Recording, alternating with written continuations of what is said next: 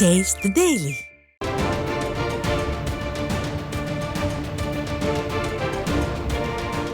அண்மை செய்தியை பார்த்து வருகிறோம். செங்கல்பட்டு மாவட்டம் மேல்மருவத்தூர் அருகே இன்று மதியம் நீட் தேர்வு எழுத இருந்த மாணவி தூக்கிட்டு தற்கொலை செய்து கொண்ட சம்பவம் அதிர்ச்சியை ஏற்படுத்தியிருக்கிறது. இதனை அண்மை செய்தியாக பார்த்து கொண்டிருக்கிறோம். இது குறித்த கூடுதல் தகவல்களை செய்தியாளர் டெல்லி பாபு வழங்க கேட்கலாம். வணக்கம் டெல்லி பாபு, மாணவி மரணத்திற்கான காரணம் என்ன, முழு விவரங்கள்?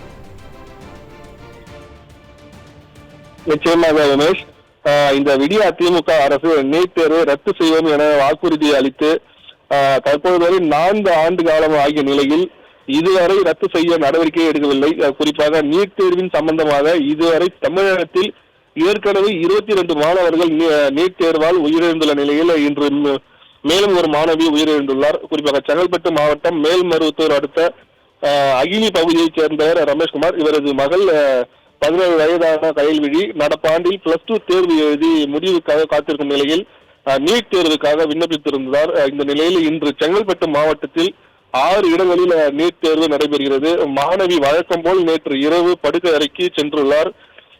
இன்று தேர்வு எழுதுவதற்காக தாம்பரம் செல்ல வேண்டும் என்பதால் அவரது தாயார் அதிகாலை சுமார் 4 மணி அளவில் மகளை எழுப்புவதற்காக மாணவி அறைக்கு சென்றுள்ளார். அப்பொழுது மாணவி தனது அறையில் தூக்கிட்டு தற்கொலை செய்த நிலையில் இருப்பதை கண்டு அவரது தாயார் அதிர்ச்சி அடைந்துள்ளார்.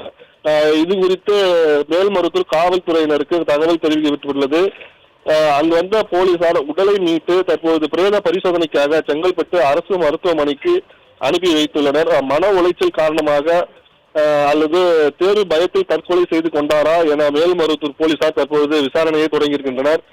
நீட் தேர்வு நடைபெற உள்ள நிலையில் நீட் தேர்வுக்காக தயாராகி வந்த மாணவி திடீரென தற்கொலை செய்து கொண்டிருப்பது அந்த கிராமத்தில் பெரும் சோகத்தை ஏற்படுத்தியிருக்கின்றது.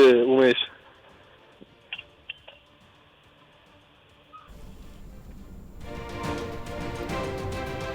விவரங்களுக்கு நன்றி டெல்லி பாபு.